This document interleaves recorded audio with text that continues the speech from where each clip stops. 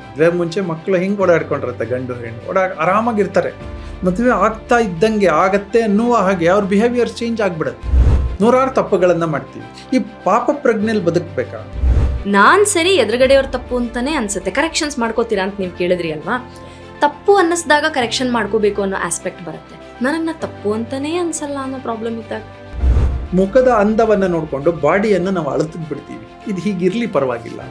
Self analysis ಉತ್ಪತ್ತಿ ಆಗೋದೇ conscious ಲಿವಿಂಗಲ್ಲಿ. ನಾನು ಸರಿಗಿದ್ದೀನಾ ಅಂತ ಯೋಚನೆ ಬರಬೇಕಾದ್ರೆ ನಿಮ್ಮ ಕಾನ್ಷಿಯಸ್ ಓಪನ್ ಆಗಿರ್ಬೇಕು. ಡಯಾಗ್ನೋಸ್ಟಿಕ್ ಸೆಂಟ್ರಿಗೆ ಹೋದ ತಕ್ಷಣ ನನಗೇನು ಕ್ಯಾನ್ಸರ್ ಬಂದ್ಬಿಟ್ಟಿದೆ ಅಂತನ, ಅಥವಾ ಕ್ಯಾನ್ಸರ್ ಬಂದ್ಬಿಟ್ಟಿದ್ರೆ ನನಗೇನು ಭಯ ಆಗಬೇಕು ಅಂತ? ಇಲ್ಲಪ್ಪ, ಹೇಳ್ತಾ ಇದ್ದಾರೆ ಎಷ್ಟು ಲೆವೆಲ್ ಬಂದಿದೆ ಅಂತ, ಸರಿ ಮಾಡ್ಕೊಳ್ಳಿ.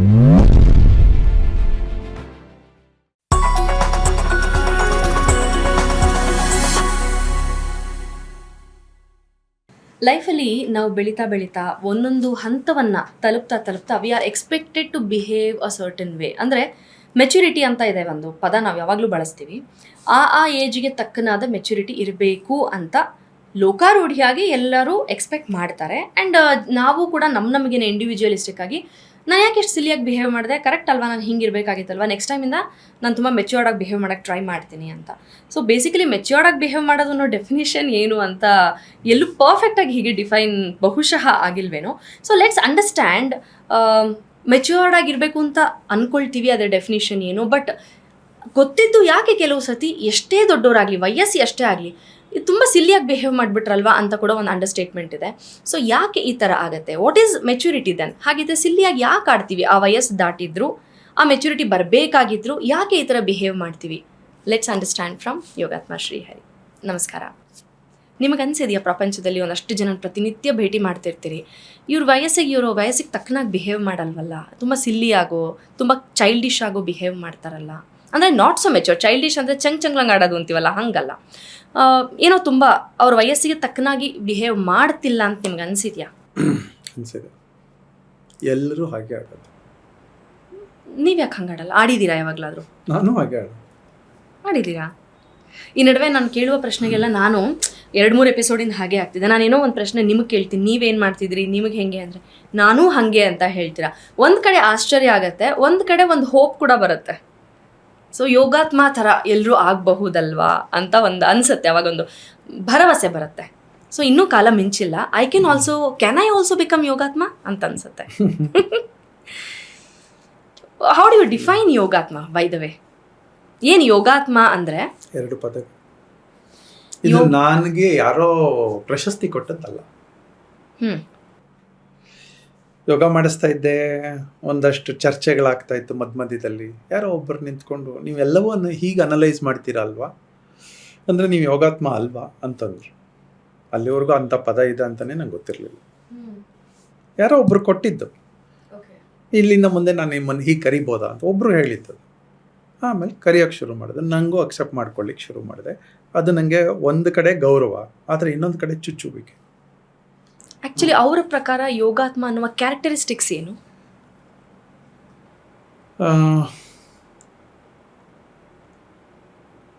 ನಮಗೆಲ್ಲದಕ್ಕೂ ಕಾನ್ಷಿಯಸ್ ಇದೆಯಾ? ನಮ್ಮ ಬದುಕಲ್ಲಿ ಪ್ರತಿಯೊಂದಕ್ಕೂ ನಮಗೊಂದು ರೀಸನಿಂಗ್ ಇದೆಯಾ? ರೀಸನಿಂಗ್ 99% ಇರಲ್ಲ. ಓಕೆ. 99.99% ಇರಲ್ಲ. ದ ಮೋಸ್ಟ್ ಮೆಚೂರ್ಡ್ ಅವ್ರಿಗೂ ಇರಲ್ಲ. ಓಕೆ. ಈಗ ಒಂದು ದಿನಕ್ಕೆ ನಿಮ್ಮನ್ನ ನೀವು ಎಷ್ಟು ಸಲ ಸರಿ ಮಾಡ್ಕೋತೀರಾ? ಗೊತ್ತೇ ಇಲ್ಲ. ಸರಿ ಮಾಡ್ಕೋಬೇಕು, ಅದಕ್ಕೆ ಸಮಯ ಕೊಡಬೇಕು, ಅನಲೈಸ್ ಮಾಡಬೇಕು. ಎಷ್ಟು ಸಲ ನಮ್ಮನ್ನು ನಾವು ತಿದ್ದುವಿಕೆ ಆಗಬೇಕು ಅಂತ ಎಷ್ಟು ಸಲ ಅನಿಸುತ್ತೆ? ನಾರ್ಮಲಿ ಅನಿಸಲ್ಲ. ಯಾಕೆ ಅಂದರೆ ಆ ಗ್ರೂವ್ನಲ್ಲಿ ನಾವು ಇಲ್ಲ ಅಲ್ವಾ? ಕೆಮ್ಮು ಬಂದಿದೆ, ಕೆಮ್ಮು ಬಂದಾಗ ನಾವೇನು ಮಾಡಬೇಕಾಗಿತ್ತು? ಕೆಮ್ಮಿಗೆ ಔಷಧಿ ತಗೊಳ್ಬೇಕು. ಕೆಮ್ಮು ಬೇಕಾಗಿತ್ತು, ನಾವೇನು ಮಾಡ್ತಾ ಇದ್ದೀವಿ? ಒಳಗೆ ಹಾಕೋತಾ ಇದ್ದೀವಿ. ವಾಮಿಟ್ ಆಗ್ತಾ ಇದೆ, ಏನು ಹೇಳ್ತಾ ಇದೆ ಅದು? ಒಳಗೇನೋ ಹೊರಗೆ ಬರಬೇಕು ಅಂತ ಇದೆ. ಅದನ್ನ ಯಾಕೆ ನಿಲ್ಸಕ್ಕೆ ಹೊರಡ್ತಾ ಇದ್ದೀವಿ? ಇದು ರೀಸನಿಂಗ್ ಅಂದಿದ್ದು ನೀವು. ಇದೇ ರೀಸನಿಂಗ್. ಇದನ್ನ ನಾವು ಕಾನ್ಷಿಯಸ್ ಲಿವಿಂಗ್ ಅಂತ ಹೇಳ್ತೀವಿ. ಓಕೆ. ಈಗ ನಿಮ್ಗೆ ಏನೋ ಸರಿ ಇಲ್ಲ ಅಂದಾಗ ಡಯಾಗ್ನೋಸ್ಟಿಕ್ ಸೆಂಟರ್ಗೆ ಹೋಗ್ತೀರಿ ಅಲ್ವಾ? ಹಾಗೆ ನಮ್ಮ ದೇಹ ನಮಗೆ ಎಷ್ಟು ಸಿಗ್ನಲ್ಸ್ ಕೊಟ್ಟಿಲ್ವಾ? ಅವಾಗೆಲ್ಲ ನಾವು ಯೋಚನೆ ಮಾಡಿದ್ದೀವ? ನಮ್ಮ ಲೈಫನ್ನು ತಗೊಂಡೋಗಿ ಡಯಾಗ್ನೋಸ್ಟಿಕ್ ಸೆಂಟ್ರ್ ಕೊಟ್ಟಿಲ್ವಾ? ನಮಗೇ ಇರಬೇಕಾದಂಥ ಇಂಟೆಲಿಜೆನ್ಸು ಇಲ್ಲದೆ ಇರೋದ್ರಿಂದ ತಾನೇ ನಾವು ಡಯಾಗ್ನೋಸ್ಟಿಕ್ ಸೆಂಟ್ರಿಗೆ ಹೋಗಿದ್ದು. ಇದನ್ನು ಕಾನ್ಷಿಯಸ್ ಲಿವಿಂಗ್ ಅಂತ ಕರಿತೀವಿ. ಹೀಗೆ ಯಾರ್ಯಾರು ಕಾನ್ಷಿಯಸ್ ಲಿವಿಂಗಿಗೆ ಬರ್ತಾರೆ ಅವರೆಲ್ಲರೂ ಆತ್ಮಸಾಕ್ಷಿಯಲ್ಲಿ ಬದುಕ್ತಾರೆ ಅಂತ. ಸಾಕ್ಷಿ, ಪ್ರತಿಯೊಂದು ವಿಷಯಕ್ಕೂ ಆತ್ಮಸಾಕ್ಷಿ. ನಾ ಮಾಡಿದ್ದು ಸರಿಗಿದೆಯಾ ಇಲ್ವಾ, ನಾ ಮಾಡಿದ್ದು ಓಕೆನಾ ಅಲ್ವಾ, ಇದರಿಂದ ತಪ್ಪಾಗಿದೆಯಾ ಸರಿಯಾಗಿದೆಯಾ, ಹೀಗೆ ಒಂದೊಂದು ಆಕ್ಟಿವಿಟಿಯನ್ನು ಆತ್ಮಸಾಕ್ಷಿಯಿಂದ ಆತ್ಮಾವಲೋಕನದಿಂದ ಯೋಚನೆ ಮಾಡ್ತೀವಲ್ವಾ, ಇದು ಒಂದು ಕಡೆ ಆತ್ಮ. ಎರಡನೇದು, ಎಂಥ ಸ್ಥಿತಿಯಲ್ಲಿ ಕೂಡ ಈ ಥರದ ಸ್ಥಿತಿಯಲ್ಲಿ ವಿಚಲಿತರಾಗದೆ ಆರಾಮಾಗಿರ್ತೀವಲ್ಲ, ಅದು ಯೋಗ. ಸೊ ಈ ಎರಡನ್ನು ಬೆರೆಸಿ ಅವ್ರು ನಂಗೊಂದು ಹೊಸ ಪದವನ್ನು ಕೊಟ್ಟರು. Wow, fantastic. ಈಗ ಈ ಪದ ಬಂದ ಮೇಲೆ ಇದು ಬಿರುದಲ್ಲ, ನನಗೆ ಇದು ಜವಾಬ್ದಾರಿ. ಈಗ ಯಾರೋ ಒಬ್ಬರು ಇಬ್ಬರು ನೋಡ್ತಾ ಇದ್ರು, ಈಗ ನಂಗೆ ಸಾವಿರಾರು ಜನ, ಲಕ್ಷಾಂತರ ಜನ ನೋಡ್ತಾ ಇದ್ದಾರೆ. ನಾನು ಹೆಂಗೆಂಗೋ ಬದುಕೋಕ್ಕಾಗತ್ತಾ? No, my conscious has improved because of this work. ನೀನು ಸಾಧಾರಣದವನು ಅಲ್ಲಪ್ಪ ಅಂತ ಅವ್ರು ಯಾರೋ ಒಂದು ಹೊಸ ಜವಾಬ್ದಾರಿಯನ್ನು ಕೊಟ್ಟರು. ಈಗ ಮದುವೆ ಮುಂಚೆ ಮಕ್ಕಳು ಹಿಂಗೆ ಓಡಾಡ್ಕೊಂಡಿರುತ್ತೆ, ಗಂಡು ಹೆಣ್ಣು ಆರಾಮಾಗಿರ್ತಾರೆ. ಮದುವೆ ಆಗ್ತಾ ಇದ್ದಂಗೆ ಆಗತ್ತೆ ಅನ್ನುವ ಹಾಗೆ ಅವ್ರ ಬಿಹೇವಿಯರ್ ಚೇಂಜ್ ಆಗಿಬಿಡುತ್ತೆ. ಆ ಚೇಂಜಸ್ ಆರ್ ರಿಕ್ವೈರ್ಡ್ ಅನ್ನೋದಕ್ಕೆ ಮದುವೆ ಮಾಡೋದು. ಸೊ ಕಾನ್ಷಿಯಸ್ ಲಿವಿಂಗ್ ಅಂತ ಕರೆಯೋಣ. ಆ್ಯಂಡ್ ಕಂಫರ್ಟಬಲ್ ಕಾನ್ಷಿಯಸ್ ಲಿವಿಂಗ್ ಅಂತ ಅಂದ್ಕೊಳ್ಳೋಣ. ನೂರಾರು ತಪ್ಪುಗಳನ್ನು ಮಾಡ್ತೀವಿ. ಈ ಪಾಪ ಪ್ರಜ್ಞೆಯಲ್ಲಿ ಬದುಕಬೇಕಾ? ಬೇಡ, ಆಗೋಗಿದೆ. ಸರಿ ಮಾಡ್ಕೊಳ್ಳೋದು ಹೇಗೆ? ಡಯಾಗ್ನೋಸ್ಟಿಕ್ ಸೆಂಟ್ರಿಗೆ ಹೋದ ತಕ್ಷಣ ನನಗೇನು ಕ್ಯಾನ್ಸರ್ ಬಂದುಬಿಟ್ಟಿದೆ ಅಂತನ, ಅಥವಾ ಕ್ಯಾನ್ಸರ್ ಬಂದುಬಿಟ್ಟಿದ್ರೆ ನನಗೇನು ಭಯ ಆಗಬೇಕು ಅಂತನ? ಇಲ್ಲಪ್ಪ, ಹೇಳ್ತಾ ಇದ್ದಾರೆ ಎಷ್ಟು ಲೆವೆಲ್ ಬಂದಿದೆ ಅಂತ. ಸರಿ ಮಾಡ್ಕೊಳ್ಳಿ. ಶುಗರ್ ಬಂದಿದೆ ಅಂತ ಹೇಳ್ತಾ ಇದ್ದಾರೆ, ಸರಿ ಮಾಡ್ಕೊಳ್ಳಿ. BP ಬಂದಿದೆ, ಸರಿ ಮಾಡ್ಕೊಳ್ಳಿ. ಡಯಾಗ್ನೋಸ್ಟಿಕ್ ಸೆಂಟ್ರಲ್ಲಿ ನಮಗೆ ಒಂದು ಮ್ಯಾಥಮೆಟಿಕಲ್ ವ್ಯಾಲ್ಯೂಸ್ ಕಾಣಿಸ್ತಾ ಇದೆ. ಆ ವ್ಯಾಲ್ಯೂಸ್ ಎಷ್ಟೋ ಇರಬೇಕಾಗಿತ್ತು, ಜಾಸ್ತಿ ಇದೆ ಅಥವಾ ಕಮ್ಮಿ ಇದೆ, ಸರಿ ಮಾಡ್ಕೊಳ್ಳಿ. ಹಾಗೆ ಸರಿ ಮಾಡಿಕೊಳ್ಳುವಿಕೆಯ ಡಯಾಗ್ನೋಸ್ಟಿಕ್ ಸೆಂಟರೇ ನಾವು. ಅಂದರೆ there comes maturity. Diagnostic centre, we are our own diagnostic centre. Diagnosis ಮಾಡ್ಕೋತಾ ಇದ್ದೀವಾ ಇಲ್ವಾ ಅಂತ. ಯೂಶಲಿ ಏನಾಗುತ್ತೆ, ಡಯಾಗ್ನೋಸಿಸ್ ಮಾಡ್ಕೊಂಡಾಗ, ಅಂದರೆ ನಮ್ಮನ್ನು ಅನಲೈಸ್ ಮಾಡಿದಾಗ ಮೆಜಾರಿಟಿ ಆಫ್ ದಿ ಹ್ಯೂಮನ್ಸ್ ಅಂತಲೇ ಹೇಳಬೇಕು, ನಾನು ಸರಿ ಎದುರುಗಡೆಯವ್ರ ತಪ್ಪು ಅಂತಲೇ ಅನಿಸುತ್ತೆ. ಕರೆಕ್ಷನ್ಸ್ ಮಾಡ್ಕೋತೀರಾ ಅಂತ ನೀವು ಕೇಳಿದ್ರಿ ಅಲ್ವಾ? ತಪ್ಪು ಅನ್ನಿಸ್ದಾಗ ಕರೆಕ್ಷನ್ ಮಾಡ್ಕೋಬೇಕು ಅನ್ನೋ ಆಸ್ಪೆಕ್ಟ್ ಬರುತ್ತೆ. ನನಗೆ ತಪ್ಪು ಅಂತಲೇ ಅನಿಸಲ್ಲ ಅನ್ನೋ ಪ್ರಾಬ್ಲಮ್ ಇದ್ದಾಗ ಅನ್ಕಾನ್ಷಿಯಸ್ ಲಿವಿಂಗ್. ಕಾನ್ಷಿಯಸ್ ಲಿವಿಂಗ್ ಅಂದರೆ ನಾನು ಮಾಡ್ತಾ ಇರೋದು ತಪ್ಪು ಅಂತ ಅನ್ನಿಸ್ಬೇಕು. ಓಕೆ, ಎಲ್ಲ ಚಿಕ್ಕದಾಗಿ ಹೇಳ್ಕೊಂಡು ಬಂದ್ಬಿಡ್ತೀನಿ, ಆಯಿತಾ? ಒಂದು ಚಿಕ್ಕ ಮಗು, ಈ ಮಗುವನ್ನು ರಸ್ತೆಯಲ್ಲಿ ಕರ್ಕೊಂಡು ಹೋಗ್ತಾ ಇದ್ದೀವಿ. ಅದಕ್ಕೆ ಭಯ, ಅದಕ್ಕೆ ನನ್ನ ಕೈ ಹಿಡ್ಕೊಂಡಿದೆ ಅಂತ ನಾವು ಅನ್ಕೋತಾ ಇದ್ದೀವಿ. ಇಲ್ಲ, ನಮಗೆ ಅದು ಎಲ್ಲೋ ಓಡ್ಬಿಡುತ್ತೆ ಅನ್ನುವ ಭಯ. ನಮಗೆ ಕಾನ್ಷಿಯಸ್ ಅದ್ರ ಮೇಲಿದೆ. ಅದಕ್ಕೆ ಕಾನ್ಷಿಯಸ್ ಇದೆಯಾ? ಇಲ್ಲ, ಅದು ಓಡುತ್ತೆ. ಅದಕ್ಕೆ ಗೊತ್ತಿದೆಯಾ ಆ ಕಡೆಯಿಂದ ಒಂದು ಕಾರ್ ಬರ್ತಾ ಇದೆ, ಈ ಕಡೆಯಿಂದ ಒಂದು ಲಾರಿ ಬರ್ತಾ ಇದೆ, ಎದುರುಗಡೆಯಿಂದ ಒಂದು ಬೈಕ್ ಬರ್ತಾ ಇದೆ ಅಂತ ಗೊತ್ತಿದೆಯಾ? ಅದಕ್ಕೆ ಗೊತ್ತಾಗುವುದಕ್ಕೆ ಅದು ಅಭ್ಯಾಸ ಆಗಿದೆಯಾ? ಇಲ್ಲ. ಸೊ ಮಗು ಓಡ್ಬಿಡ್ತು. ಆ ಮಗು ಓಡಿರೋದಕ್ಕೆ ಎರಡು ಅರ್ಥಗಳನ್ನು ಹುಡ್ಕೋಣ. Unconscious living. ಆ ಮಗು ಅನ್ಕಾನ್ಷಿಯಸ್, ಅದಕ್ಕೇನು ಗೊತ್ತಿಲ್ಲ, ಕಾನ್ಷಿಯಸ್ ಇಲ್ಲ. ಸೊ ಕಾನ್ಷಿಯಸ್ ಲಿವಿಂಗಲ್ಲಿ ಇಲ್ಲ ಆ ಮಗು. ಯಾಕೆ ನಾವು ಹಾಗೆ ಓಡಲ್ಲ? We are conscious, we know the pros and cons. ಅಷ್ಟೇ, ನಮಗೆ ಅದರ ಟ್ರೈನಿಂಗ್ ಆಗಿದೆ. ಸೊ ಅಷ್ಟು ಕಾನ್ಷಿಯಸ್ ಇದೆಯಾ ನಮಗೆ?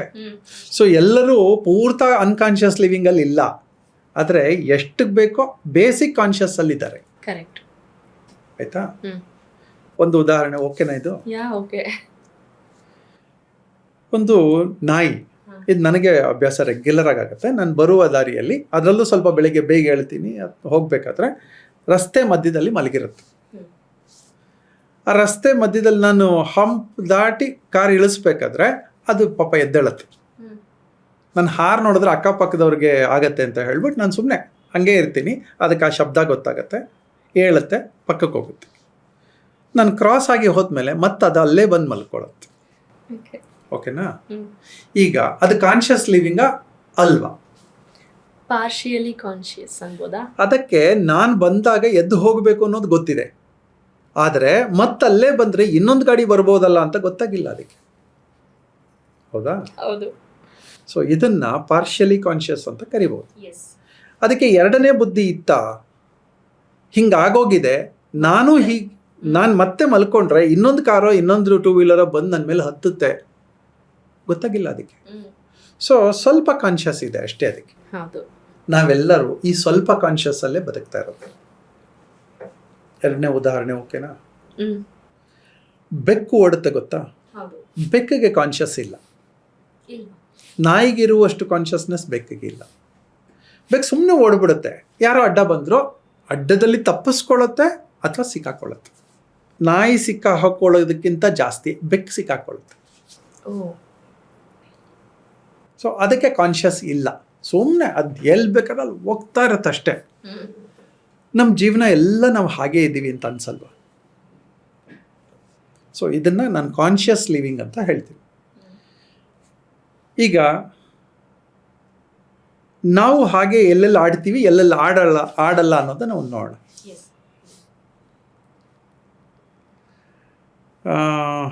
ಫ್ಯೂಯಲ್ ಹಾಕಿಸ್ಬೇಕು ನಾವು. ಓಕೆ.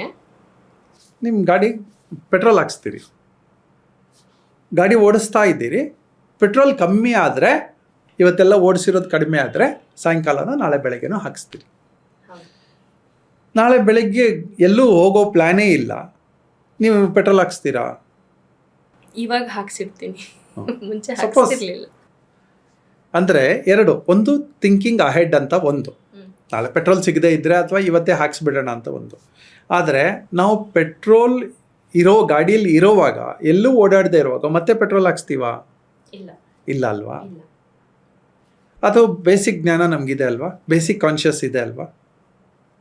ಆದರೆ ಏನೂ ಕೆಲಸ ಮಾಡದೇ ಇರುವಾಗಲೂ ಮೂರು ಹೊತ್ತು ತಿಂತೀವಲ್ಲ, ಅದು ಓಕೆನಾ? ಇದು ಫ್ಯೂಯಲ್ ಅಲ್ವಾ, ಅದು ಫ್ಯೂಯಲ್ ಅಲ್ವಾ? ಎರಡೂ ಫ್ಯೂಯಲ್ಲೇ ಅಲ್ವಾ? ಅದು ಗಾಡಿ ಓಡಿಸ್ದಾಗ ತಾನೇ ಅದಕ್ಕೆ ಪೆಟ್ರೋಲ್ ಖರ್ಚಾಗೋದು. ಈ ಗಾಡಿ ಓಡಿಸೇ ಇಲ್ಲ, ಇವತ್ತು ರೆಸ್ಟ್ ಕೊಡ್ತಾ ಇದ್ದೀವಿ, ಆದರೂ ಅಷ್ಟೇ ತಿಂತಾ ಇದ್ದೀವಿ ಅಥವಾ ಅದಕ್ಕಿಂತ ಜಾಸ್ತಿ ತಿಂತಾ ಇದ್ದೀವಿ, ಅವಶ್ಯಕತೆಗಿಂತ ಮೀರಿ. ಅದು ಟ್ಯಾಂಕ್ ಗೊತ್ತಿದೆ, ಟ್ಯಾಂಕ್ ಕೆಪಾಸಿಟಿ, ಇದು ಎಕ್ಸ್ಪ್ಯಾಂಡಬಲ್ ಟ್ಯಾಂಕ್. ಯಾಕೆ ಎಲ್ಲರ ಮೈಗಳು ಶೇಪ್ಲೆಸ್ ಆಗ್ತಾ ಇದೆ? ಯಾಕೆ ಆಗ್ತಾ ಇದೆ ಅಂದರೆ ನಮಗೆ ಕಾನ್ಷಿಯಸ್ ಲಿವಿಂಗ್, ಕಾನ್ಷಿಯಸ್ ಈಟಿಂಗ್ ಇಲ್ಲ. ನನ್ನ ಮೈ ಯಾಕೋ ಹೀಗೆ ಆಗ್ತಾ ಇದೆ, ನಾನು ಕನ್ನಡಿ ಮುಂದೆ ನಿಂತಿದ್ದೀನಿ, ನಾವು ಮುಖ ನೋಡ್ಕೊಂಡ್ಬಿಡ್ತಾ ಇದ್ದೀವಿ. ಮುಖದ ಅಂದವನ್ನು ನೋಡಿಕೊಂಡು ಬಾಡಿಯನ್ನು ನಾವು ಅಳತು ಬಿಡ್ತೀವಿ, ಇದು ಹೀಗಿರಲಿ ಪರವಾಗಿಲ್ಲ ಅಂತ. ಸೊ ಕಾನ್ಷಿಯಸ್ ಲಿವಿಂಗ್ ಬರ್ತಾ ಇದ್ದಂಗೆ ನಂಗೆ ಎಲ್ಲಿ ಫ್ಯಾಟ್ ಜಾಸ್ತಿ ಇದೆ, ನಂಗೆ ಎಲ್ಲಿ ಕಾಲು ನೋವು ಬರ್ತಾ ಇದೆ, ನಂಗೆ ಯಾಕೆ ಪಾದ ನೋವು, ನಂಗೆ ಯಾಕೆ ಸುಸ್ತು, ಆಲಸ್ಯ, ಇದನ್ನು ಒಂದು ಸಲ ಅನಲೈಸ್ ಮಾಡಿಕೊಂಡ್ರೆ ನಂಗೆ ಅದು ಬರೋಲ್ಲ. ಸೊ ಕಾನ್ಷಿಯಸ್ ಲಿವಿಂಗ್, ನಾನು ಎಷ್ಟು ತಿನ್ನಬೇಕು, ಎಷ್ಟು ತಿನ್ನಬಾರ್ದು, ಯಾವಾಗ ತಿನ್ನಬೇಕು, ಯಾವಾಗ ತಿನ್ನಬಾರ್ದು, ಇವೆಲ್ಲ ಸಿಂಪ್ಲಿಫೈಡ್ ಫಾರ್ಮ್ಯಾಟಲ್ಲಿ ನಿಮಗೆ ಹೇಳಲಿಕ್ಕೆ ಹೊರಟಿದ್ದೀನಿ. ಅರ್ಥ ಮಾಡ್ಕೋಬೋದು, ನಾವು ಹೋಲಿಸ್ಕೋಬೋದು ನಾವು ಎಷ್ಟೆಷ್ಟು ಅನ್ಕಾನ್ಷಿಯಸ್ ಲಿವಿಂಗಲ್ಲಿ ಇದ್ದೀವಿ ಅಂತ. ನನ್ನ ಸ್ನೇಹಿತ ಒಬ್ಬ ಇದ್ದ, ನನ್ನ ಕ್ಲಾಸ್ಮೇಟ್. ಅವನು ನನ್ನನ್ನು ನೋಡಬೇಕು ಅಂತ ಆವಾಗ ಆಮ್ನಿ ಇತ್ತು ಅವನ ಹತ್ರ. ನಾನು ಗಾಡಿ ತೊಗೊಂಡು ನಮ್ಮ ಮನೆ ಹತ್ರ ಬರೋನು, ನಮ್ಮ ಮನೆ ಫಸ್ಟ್ ಫ್ಲೋರ್. ಅವ್ನ ಕೆಳಗಡೆಯಿಂದ ಹಿಂಗೆ ನೋಡೋನು ಒಂದು ಸಲ. ನಾವು ಯಾರಾದರೂ ಕಂಡ್ರೆ ಗಾಡಿ ಎಲ್ಲಿತ್ತೋ ಸೆಂಟ್ರಲ್ ರೋಡಲ್ಲಿ ಅಲ್ಲಿ ಇಟ್ಬಿಟ್ಟು ಕೀನು ಅಲ್ಲೇ ಬಿಟ್ಬಿಟ್ಟು ನಮ್ಮ ಮನೆಗೆ ಬಂದ್ಬಿಡೋನು. ಹೇ ಹರಿ ಇಲ್ಲಿದೆಯಾ ಎಕ್ಸೈಟ್ಮೆಂಟಲ್ಲಿ. ಆದರೆ ಗಾಡಿಯಲ್ಲಿ ಇಡಬಾರ್ದು ಅಂತ ಗೊತ್ತಾಗಿರಲಿಲ್ಲ ಅವನಿಗೆ. ಕಾನ್ಷಿಯಸ್ ಒಂದು, ನನ್ನನ್ನು ನೋಡಕ್ ಬಂದಿದ್ದು ಒಂದು, ಆದರೆ ಗಾಡಿಯಲ್ಲಿ ಇಡಬಾರ್ದಾಗಿತ್ತು. ನಮ್ಮಲ್ಲೂ ತುಂಬ ಜನ ಹಿಂಗೆ ಮಾಡ್ತಾರೆ. ಇನ್ನೊಬ್ಬರು ನೋಡ್ತಾ ಇದ್ದೆ, ಅವ್ರು ಯಾರಿಗೋ ಗಾಡಿ ಓಡಿಸ್ತಾ ಯಾರಿಗೋ ಗುದ್ಬಿಡೋರು, ಗುದ್ಬಿಟ್ಟು ಏನೂ ಆಗಿಲ್ವೇನೋ ಅನ್ನೋ ಮುಂದಕ್ಕೂ ಹೊರಟೋಗೋರು. ಇದು ಅನ್ಕಾನ್ಷಿಯಸ್ ಲಿವಿಂಗ್ ಅಂತ. ನಾನು ಗುದ್ದಿರೋದು ನಂಗೆ ಗೊತ್ತಾಗಿದೆ, ಅವ್ರು ಬಿದ್ದಿದ್ದಾರೆ ಅಥವಾ ಬೇಜಾರು ಮಾಡ್ಕೊಂಡಿದ್ದಾರೆ ಅಥವಾ ಅವ್ರ ಗಾಡಿಗೆ ಹರ್ಟ್ ಆಗಿದೆ ಅಥವಾ ಅವ್ರ ಬಾಡಿಗೆ ಹರ್ಟ್ ಆಗಿದೆ, ಇದೆಲ್ಲ ಇದ್ದು ನಾನೊಂದು ಸಾರಿ ಕೇಳಬೇಕು, ಇಷ್ಟು ಗೊತ್ತಾಗಿಲ್ಲ. ನಾವೆಲ್ಲ ಹೀಗೆ ಬದುಕಿಲ್ವಾ? ಯಾರನ್ನೋ ಏನೋ ಅಂದುಬಿಟ್ಟಿದ್ದೀವಿ ಅಲ್ವಾ? ಅವ್ರಿಗೆ ಹರ್ಟ್ ಆಗಿದೆ, ಅದು ನಮ್ಮ ಮನೆಯವರೇ ಹರ್ಟ್ ಆಗಿದೆ, ಸಾರಿ ಕೇಳಬೇಕು ಅಂತ ಅನಿಸಿಲ್ಲ ಅಲ್ವಾ? This is called as unconscious living. ನಾವು ಕೆಟ್ಟವರಾ? ಇಲ್ಲ. ಅಲ್ಲ. ಒಳ್ಳೆಯವರಾ? ಇಲ್ಲ. ಈ ಪ್ರಶ್ನೆಯನ್ನು ಯಾವಾಗಲೂ ಹಾಕ್ಕೊಳ್ಳಿ. ನಾನು ಸರಿಗಿದ್ದೀನಾ, ಸರಿಗಿಲ್ವಾ? ಇದನ್ನೇ ಸೆಲ್ಫ್ ಅನಾಲಿಸಿಸ್. Self analysis. ಈ ಸೆಲ್ಫ್ ಅನಾಲಿಸಿಸಲ್ಲಿ ಸೆಲ್ಫ್ ಅನಾಲಿಸಿಸ್ ಉತ್ಪತ್ತಿ ಆಗೋದೇ ಕಾನ್ಷಿಯಸ್ ಲಿವಿಂಗಲ್ಲಿ. ನಾನು ಸರಿಗಿದ್ದೀನಾ ಅಂತ ಯೋಚನೆ ಬರಬೇಕಾದ್ರೆ ನಿಮ್ಮ ಕಾನ್ಷಿಯಸ್ ಓಪನ್ ಆಗಿರ್ಬೇಕು. ಯಾರ್ದೋ ಮುಂದೆ ಇಲ್ಲಿ ಪಕ್ಕದ ನಮ್ದು ಇನ್ನೊಂದು ಬಿಲ್ಡಿಂಗ್ ಇದೆಯಲ್ಲ, ಅಲ್ಲಿ ಪಾಪ ಅವ್ರ ಓನರು ಯಾವಾಗಲೂ ಗಲಾಟೆ ಮಾಡೋರು. ನಮ್ಮವ್ರಿಗೆ ಅವ್ರು ಗಲಾಟೆ ಮಾಡ್ತಾ ಇದ್ದಾರೆ ಅಂತ, ಯಾವಾಗ ನೋಡಿದ್ರು ಪಕ್ಕದ ಮನೆಯವರು ಗಲಾಟೆ ಮಾಡ್ತಾರೆ ನಮ್ಮ ಮೇಲೆ ಅಂತ. ಗಲಾಟೆ ಮಾಡೋಕ್ಕೆ ಕಾರಣ ಅಂದರೆ ನಮ್ಮವರೆಲ್ಲ ಹೋಗಿ, ನಮ್ಮವರು ಬೇರೆಯವರು ಎಲ್ಲ ಹೋಗಿ ಅವರ ಗೇಟ್ ಮುಂದೆ ಎಲ್ಲ ಗಾಡಿಗಳು ಪಾರ್ಕ್ ಮಾಡೋರು. ನಮಗೆಲ್ಲ ಗೊತ್ತಾಗ್ತಾ ಇದೆ ಅವ್ರು ಗಲಾಟೆ ಮಾಡಿದ್ದು ಮಾತ್ರ. ಆದರೆ ನಾವು ಮಾಡಿದ ತಪ್ಪು, ಇನ್ನೊಬ್ಬರು ಮನೆ ಮುಂದೆ ನಾವು ಪಾರ್ಕ್ ಮಾಡಬಾರ್ದು, 2 ವೀಲರ್ ಹಾಕಬಾರ್ದು, ಅವ್ರ ಗಾಡಿ ತೆಗಿಬೇಕಾದ್ರೆ ಏನು ಮಾಡಬೇಕು ಗೊತ್ತಾಗಿಲ್ಲ. ಯಾವುದೋ ಒಂದು ಫಿಲ್ಮ್ ಬಂತು, ಒಂದು ಹುಡುಗಿಗೆ ಮೇಲಿಂದ ಬಿದ್ದೋಗ್ತಾಳೆ, ಅವಳನ್ನ ಕರ್ಕೊಂಡು ಹೋಗಬೇಕು, ಹಾಸ್ಪಿಟ್ಲಿಗೆ ಹೋಗಬೇಕು, ಮಧ್ಯದಲ್ಲಿ ಒಂದು ರ್ಯಾಲಿ ಆಗ್ತಾ ಇರುತ್ತೆ. ಆ ರ್ಯಾಲಿ ಕಾರಣದಿಂದ ಅವಳಿಗೆ ತಲೆಗೆ ಏಟಾಗಿರುತ್ತೆ, ಅವಳು ಅಲ್ಲೇ ಸತ್ತೋಗ್ತಾಳೆ. ಅದೊಂದು ಫಿಲ್ಮ್. ಆದರೆ ಸಾಮಾಜಿಕ ಕಳಕಳಿ ಇಲ್ವಲ್ಲ ಅನ್ನುವ ಫಿಲ್ಮ್ ಅದು. ಅದಕ್ಕೆ ಅವರು ಒಬ್ಬ ಕೋರ್ಟ್ ಕೇಸ್ ಹಾಕ್ತಾನೆ, ಕೇಸ್ ಹಾಕ್ಬಿಟ್ಟು ಆಮೇಲೆ ಆ ಕೇಸಲ್ಲಿ ರೈಟ್ ಟು ಲೀವ್ ಅಂತ ಹೇಳ್ತಾನೆ. ಈ ಕಾನ್ಷಿಯಸ್ಸು ಪೊಲಿಟಿಕಲ್ ಪಾರ್ಟೀಸ್ಗೆ ಇವರಿಗೆಲ್ಲ ಇರಬೇಕಾಗಿತ್ತು, ಅಲ್ಲಿನ ಪೊಲೀಸ್ಗೆ ಇರಬೇಕಾಗಿತ್ತು, ಅಲ್ಲಿನ ಡಿಸ್ಟ್ರಿಕ್ಟ್ ಅಡ್ಮಿನಿಸ್ಟ್ರೇಷನ್ಗೆ ಇದೆಲ್ಲ ಇರಬೇಕಾಗಿತ್ತು. ಆ್ಯಂಬುಲೆನ್ಸ್ ಇಲ್ಲ, ಹೋಗ್ತಾ ಇದೆ, ಯಾವುದೋ ಒಂದು ಗಾಡೀಲಿ ಕರ್ಕೊಂಡು ಹೋಗ್ತಾ ಇದ್ದಾರೆ, ಹಾಸ್ಪಿಟಲ್ ರೀಚ್ ಆಗೋಕ್ಕಾಗ್ತಾ ಇಲ್ಲ, ರೀಚ್ ಆಗೋಕ್ಕಾಗದೇ ಇರೋದ್ರಿಂದ ಅವ್ರು ಸತ್ತೋಗಿದ್ದಾರೆ. ಕಾನ್ಷಿಯಸ್ ಲಿವಿಂಗ್ ಇಲ್ಲದೇ ಇರುವ ಕಾರಣ ಇವೆಲ್ಲ ಆಗ್ತಾ ಇದೆ. ಕ್ರಮೇಣ ನಾವೆಲ್ಲರೂ ಒಂದು ರಶ್ಶಲ್ಲಿದ್ದೀವಿ. ಇವತ್ತಿಂದ ನೀವು ಸುಮ್ಮನೆ ಅಬ್ಸರ್ವ್ ಮಾಡ್ಲಿಕ್ಕೆ ಶುರು ಮಾಡಿ. ಗಾಡಿ ಓಡಿಸ್ತಾನೇ ಇದ್ದೀವಿ, ಅದು ಸಿಗ್ನಲ್ ದಾಟಿ ಓಡಿಸ್ತೀವಿ, ಹೆಂಗೆಂಗೋ ಓಡಿಸ್ತೀವಿ, ಆಪೋಸಿಟ್ ಸೈಡಲ್ಲಿ ಓಡಿಸ್ತೀವಿ, ಒನ್ ವೇ ಇರುತ್ತೆ, ಒನ್ ವೇನಲ್ಲಿ ಓಡಿಸ್ತೀವಿ, ಹೆಲ್ಮೆಟ್ ಹಾಕ್ಕೊಳ್ದೆ ಓಡಿಸ್ತೀವಿ, ಲೈಸೆನ್ಸ್ ಇಲ್ಲದೆ ಓಡಿಸ್ತೀವಿ, ಲೈಸೆನ್ಸ್ ಇಲ್ಲದೆ ಇನ್ಶೂರೆನ್ಸ್ ಇಲ್ಲದೆ ಓಡಿಸ್ತೀವಿ ಎಷ್ಟೋ ಜನ. ನಾವೆಲ್ಲರೂ ಎಜುಕೇಟೆಡ್, ಕ್ವಾಲಿಫೈಡ್, ಅಂದರೆ ನಮಗೆ ಡಿಗ್ರಿ ಬಂದಿದೆ, ಆದರೆ ಬೇಸಿಕ್ ಕಾಮನ್ ಸೆನ್ಸ್ ಬಂದಿಲ್ಲ. ಈ ಗಾಡಿಯಲ್ಲಿ ಏರ್ ಇದೆಯಾ ಇಲ್ವಾ ಚೆಕ್ ಮಾಡ್ಕೊಂಡಿಲ್ಲ, ಸುಮ್ಮನೆ ಗಾಡಿ ಹತ್ತಿದ್ದೀವಿ ಅಲ್ವಾ? ಯಾರಾದರೂ ಚೆಕ್ ಮಾಡಿದ್ದೀರಾ? ನಿಮ್ಮನ್ನು ಸೇರಿ ಎವ್ರಿ ಡೇ ನನ್ನ ಗಾಡಿಯಲ್ಲಿ ಏರ್ ಇದೆಯಾ ಅಂತ ಚೆಕ್ ಮಾಡಿದ್ದೀವ? ನಾರ್ಮಲಿ ಇಲ್ಲ, ಮಾಡಲ್ಲ. ಇದನ್ನು ಅನ್ಕಾನ್ಷಿಯಸ್ ಅಥವಾ ಸೆಮಿ ಕಾನ್ಷಿಯಸ್ ಲಿವಿಂಗ್ ಅಂತ ಹೇಳ್ತೀವಿ. ಗಾಡಿ ಎತ್ತಬೇಕು ಅಂತ ಗೊತ್ತಿದೆ, ಆದರೆ ಗಾಡಿನಲ್ಲಿ ಏರ್ ಇದೆಯಾ ಇಲ್ವಾ ಅಂತ ಗೊತ್ತಿಲ್ಲಲ್ಲ. ಈ ಬಾಂಬ್ ಅಟ್ಯಾಕ್ಸ್ ಎಲ್ಲ ಯಾಕೆ ಆಗ್ತಾ ಇತ್ತು? ಯಾರಿಗೂ ಆ ಗಮನನೇ ಇಲ್ಲ, ಒಂದು ಸಿಗ್ನಲ್ ಬರ್ತಾ ಇಲ್ಲ, ಯಾರಿಗೂ ಮುಂದಾಲೋಚನೆ ಅದ್ರ ಬಗ್ಗೆ ಇಲ್ಲ, ಆ ಸೆನ್ಸ್ ಇಲ್ಲ, ಆ ಸೆನ್ಸರಿ ಪವರ್ಸ್ ಇಲ್ಲ. ಯಾವುದೋ ಒಂದು ಫಿಲ್ಮಲ್ಲಿ ಅವಳು ಕಿವಿಗೆ ಏನೋ ಹಾಕ್ಕೊಂಡಿರ್ತಾಳೆ, ಇಯರ್ಫೋನ್ ಹಾಕ್ಕೊಂಡು ಮ್ಯೂಸಿಕ್ ಕೇಳ್ತಾ ಇರ್ತಾಳೆ. ಅವರ ಅಮ್ಮ ಹಾಲಿಟ್ಟಿರ್ತಾಳೆ, ಇವಳಿಗೆ ಹೇಳಿಬಿಟ್ಟು ಹೋಗ್ತಾಳೆ ಹಾಲು ಉಕ್ಕಿದ್ರೆ ಆಫ್ ಮಾಡು ಅಂತ. ಇವಳಿಗೆ ಸ್ಮೆಲ್ಲಿಂಗ್ ಪವರ್ ಇರಲ್ಲ, ಕಿವಿಗೂ ಇದು ಹಾಕೊಂಡ್ಬಿಟ್ಟಿರ್ತಾಳೆ, ಅವಳಿಗೆ ಅಲ್ಲಿ ಹಾಲು ಉಕ್ತಾ ಇರೋದು ಗೊತ್ತಾಗಲ್ಲ. ಉಕ್ಕಿ ಗ್ಯಾಸ್ ಆಫ್ ಆಗೋಗುತ್ತೆ, ಅಂದರೆ ಆ ಬೆಂಕಿ ಆಫ್ ಆಗೋಗುತ್ತೆ, ಆದರೆ ಗ್ಯಾಸ್ ಉರಿತಾ ಇರುತ್ತೆ, ಇಡೀ ಮನೆ ಹಬ್ಬಿರುತ್ತೆ, ಅವಳಿಗೆ ಸ್ಮೆಲ್ ಗೊತ್ತಾಗಲ್ಲ. ಅವ್ರ ಅಮ್ಮ ಬಂದು ಸ್ವಿಚ್ ಹಾಕ್ತಾಳೆ, ಸಾಯ್ತಾಳೆ. ಇದೆಲ್ಲ ಅನ್ಕಾನ್ಷಿಯಸ್ ಲಿವಿಂಗ್. ಮೆಟ್ಲು ಇಳಿತಾ ಇದ್ದೀವಿ, ಫೋನ್ ಇಟ್ಕೊಂಡಿದ್ದೀವಿ, ಫೋನ್ ಇಟ್ಕೊಂಡು ಇಳಿದಿದ್ದೀವಿ. ಯಾವುದೋ ಒಂದು ಎಲಿವೇಟ್ರದ್ದು ನೋಡಿದೆ, ಒಬ್ಬ ತುಂಬ ಕೊರಿಯನ್ ವ್ಯಕ್ತಿ ಒಬ್ಬ ಎಲಿವೇಟ್ರಿಂದ ಹಾಗೆ ಬಿದ್ದೋಗ್ತಾನೆ, ಸತ್ತೋಗ್ತಾನೆ, ಬಿಕಾಸ್ ಆಫ್ ದ ಫೋನ್. ಎಷ್ಟು ಬುದ್ಧಿವಂತರಾಗಿದ್ದರೆ ಏನು ಕತೆ? ಇವಾಗ ತುಂಬ ಜನ 2 ವೀಲರ್ 4 ವೀಲರ್ ಡ್ರೈವ್ ಮಾಡುವಾಗಲೂ ಫೋನಲ್ಲಿ ಇದ್ಕೊಂಡೇ ಮಾಡೋರನ್ನ ತುಂಬ ಅಬ್ಸರ್ವ್ ಮಾಡ್ತಾ ಇದ್ದೀವಿ. ಈಗ ಅನ್ಕಾನ್ಷಿಯಸ್ ಲಿವಿಂಗ್ ಜಾಸ್ತಿ ಆಗ್ತಾ ಇದೆ. ಫೋನಲ್ಲಿ ಹಿಂಗೆ ಇಟ್ಕೊಂಡು 2 ವೀಲರ್ ಓಡಿಸ್ತಾ ಇದ್ದಾರೆ. ಓಕೆನಾ ಇದು? ಸೊ ಈ ಥರದ ಅನ್ಕಾನ್ಷಿಯಸ್ ಲಿವಿಂಗು ಬೇಕಾದಷ್ಟು ಹಿಸ್ಟ್ರಿನಲ್ಲಿ ಬರುತ್ತೆ. ಇವತ್ತಿಂದ ನೀವೆಲ್ಲರೂ ನೋಡುವವರೆಲ್ಲರೂ ಕೂಡ ಒಂದು ಸಿಸ್ಟಮ್ಗೆ ಬನ್ನಿ, ಕಾನ್ಷಿಯಸ್ ಲಿವಿಂಗ್ ಅಂತ. ನನ್ನ ಬದುಕು ನನಗೆ ಗೊತ್ತಿದೆ ಅಂತ. ನಮ್ಗೆ ಯಾರಿಗೂ ಬದುಕು ಗೊತ್ತಿಲ್ಲ, ಚೂರು ಗೊತ್ತು, 1% ಗೊತ್ತು, ಆದರೆ ಹೆಚ್ಚಿಗೆ ಗೊತ್ತಿಲ್ಲ. ಆ ಹೆಚ್ಚಿಗೆ ಗೊತ್ತಾಗುವ ಸೀರೀಸೇನೆ ಇವತ್ತಿಂದ ನಾವು ಮಾಡೋಕ್ಕೆ ಹೊರಟಿರೋದು, ಕಾನ್ಷಿಯಸ್ ಲಿವಿಂಗ್ ಅಂತ.